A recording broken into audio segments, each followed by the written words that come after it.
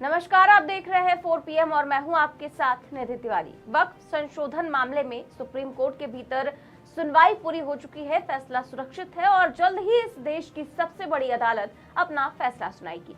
मगर फैसला आने से पहले ही देश भर में माहौल तेजी से बदलता हुआ नजर आ रहा है। 15 मुस्लिम संगठनों ने इस संशोधन के खिलाफ 13 जून को विरोध प्रदर्शन का ऐलान किया है। वहीं 22 मई को देश की राजधानी दिल्ली में इस कानून के खिलाफ इंडिया इस्लामिक कल्चर सेंटर में देश भर के विभिन्न समुदायों से जुड़े हुए प्रबुद्ध लोग, राजनीतिक नेता, पत्रकार सब शामिल हुए और सबने इस संशोधन का पुरजोर विरोध किया।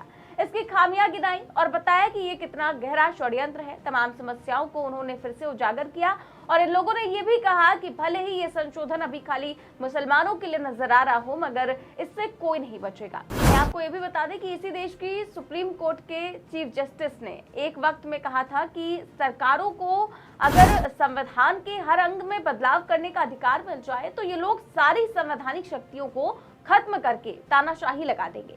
ऐसे में अब सुप्रीम कोर्ट पर सबकी निगाहें टिकी हैं और वक्फ कानून ही ये तय करेगा कि क्या संसद के जरिए तानाशाही थोपी जा सकती है, क्योंकि वक्फ संशोधन कानून पास करने के लिए मोदी सरकार ने जिस तरीके से विपक्ष की आवाजों को अनसुना किया, बिल पास करने के लिए अपने सहयोगियों के साथ मिलकर बहुमत हासिल किया और एक समुदाय की चिंताओं को ताक पर रख दिया, वो सब सीधे तौर पर संसद की मनमानी कही जा सकती है, जिसके चलते वक्फ संशोधन कानून संसद से पास हो गया। अब उसके सामने आखिरी बाधा सुप्रीम कोर्ट है। तो देखना यह है कि क्या सुप्रीम कोर्ट मुसलमानों की आवाज सुनेगा। इस बीच एक खबर मैं आपको ऐसी बताने जा रही हूँ जिससे सवाल खड़े हो सकते हैं कि क्या केंद्र सरकार धार्मिक कानूनों पर वोट बैंक की राजनीति कर रही है। दरअसल सुप्रीम कोर्ट में दो अलग अलग मामलों की सुनवाई में केंद्र का दोहरा रवैया सामने आया।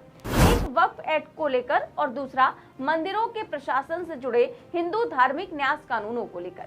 दोनों मामलों में धार्मिक समुदायों के संवैधानिक अधिकार दांव पर है, लेकिन दोनों ही मामलों पर सरकार का रुख एक जैसा नहीं है। इसीलिए सवाल उठने लगे हैं कि क्या ये कानूनी रणनीति है या राजनीतिक खेल। दरअसल 22 मई 2025 को सुप्रीम कोर्ट में वक्फ संशोधन अधिनियम को चुनौती देने वाली याचिकाओं पर सुनवाई हुई।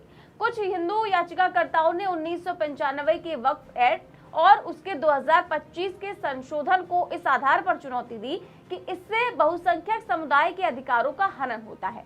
कुछ याचिकाकर्ताओं की दलील थी कि मामला पहले हाईकोर्ट में जाना चाहिए, लेकिन केंद्र सरकार ने इस मांग का समर्थन नहीं किया।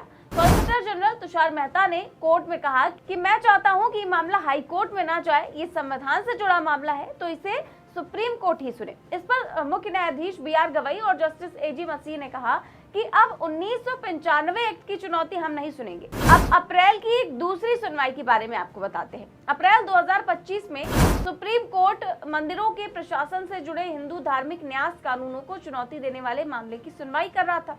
ये मामला उन कानूनों को चुनौती देता है जो दक्षिण भारतीय राज्यों जैसे तमिलनाडु, आंध्र प्रदेश, तेलंगाना और पुदुचेरी में हिंदू मंदिरों और धार्मिक संस्थानों के प्रशासन और प्रबंधन को नियंत्रित करते हैं।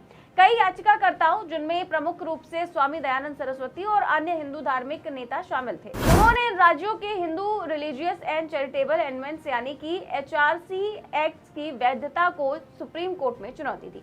उनका तर्क था कि सरकार मंदिरों के प्रशासन में दखल नहीं दे सकती। मंदिरों की संपत्ति, धार्मिक रीति रिवाज और प्रबंधन पर राज्य सरकार का नियंत्रण आर्टिकल 2025 और 26 में मिले धार्मिक स्वतंत्रता के अधिकारों का उल्लंघन है। याचिकाएं 2012 से लंबित थी, लेकिन सुप्रीम कोर्ट की बेंच, जिसमें जस्टिस BV नागरत्ना और जस्टिस सतीश चंद्र शर्मा थे, उन्होंने केंद्र सरकार के रुख के आधार पर याचिकाएं खारिज कर दी।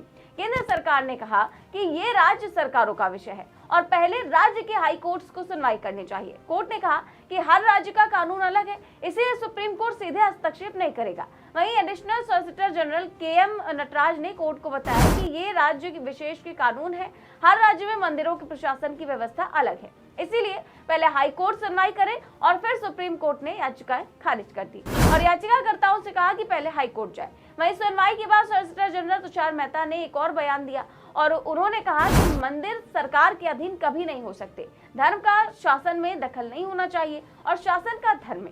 ऐसे में अब बड़ा सवाल ये है कि जब मंदिरों से जुड़ा कानून राज्य का विषय कहकर सुप्रीम कोर्ट से खारिज करा दिया गया, तो वक्फ एक्ट जैसे कानून को सीधे सुप्रीम कोर्ट में सुनने की मांग क्यों की गई। क्या मुस्लिम समुदाय से जुड़े मुद्दों पर केंद्र सरकार ज्यादा संवेदनशील है और मंदिरों से जुड़े मामलों को राज्यों के हवाले कर देना एक रणनीति है? हिंदू याचिकाकर्ताओं ने इस दोहरे रवैये को वोट बैंक की राजनीति बताया है।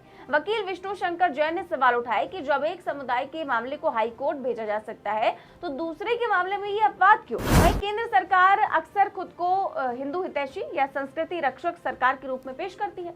मंदिरों के पुनर्निर्माण जैसे कि राम मंदिर हो, काशी वृंदावन कॉरिडोर हो, जैसे इन सारे कदमों से उसका एक हिंदू सेंट्रिक चेहरा जनता के सामने आया है। लेकिन जब बात अदालतों में हिंदू धार्मिक संस्थानों के संवैधानिक अधिकारों की रक्षा की आती है तब सरकार का रुख अक्सर विरोधाभासी नजर आता है। ऐसे में सवाल उठता है कि क्या सरकार सिर्फ प्रतीकों के जरिए हिंदू वोट बैंक को साध रही है, लेकिन जब असल अधिकारों की बात आती है तो उसे कानूनी और राजनीतिक प्राथमिकता नहीं दी जाती। अब ये अदालत ही नहीं, जनता भी पूछ रही है कि सरकार का असली एजेंडा क्या है। वक्फ अधिनियम के खिलाफ पूरे मुल्क भर में ऐसी मीटिंग्स, डेमोन्स्ट्रेशंस, जलसे हो रहे हैं और आज कौमी तंजीम ने तारिक अनवर साहब के नेतृत्व में एक बड़ा कन्वेंशन दिल्ली में किया। तो ये एक कंटिन्यूअस प्रोसेस है। वक्फ अमेंडमेंट एक्ट को किसी भी हालत में इस देश के लोग नहीं मानते। ये सिर्फ मुसलमानों का इशू नहीं है, ये हिंदुस्तान के संविधान पर हमला है और कौमी तंजीम के लोग उन्हें आज रिजॉल्व किया है कि हम भारतीय संविधान पर हमला नहीं होने देंगे। ये भारतीय संविधान की आत्मा के ऊपर हमला है। हालांकि ये तो सरकार ही जाने, लेकिन फिलहाल इंतजार है तो वक्त पर फैसले का कि आखिर देश की सबसे बड़ी अदालत मुस्लिम पक्ष को राहत देगी या फिर सरकार को। देखते हैं क्या कुछ होता है। फिलहाल इस खबर में बस इतना ही। देश और दुनिया की तमाम बड़ी खबरें जानने के लिए देखते रहिए 4PM न्यूज नेटवर्क। नमस्कार।